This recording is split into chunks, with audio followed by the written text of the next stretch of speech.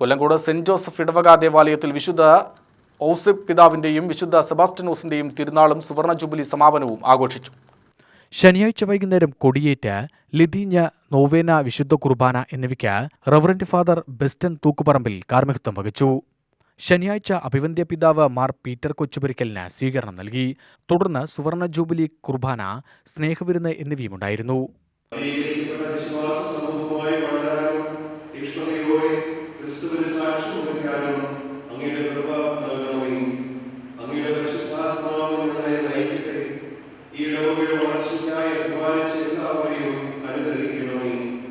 ഇനിയും ഞങ്ങളുടെ ഇടവകയെ കൂടുതൽ വിജയകരമായി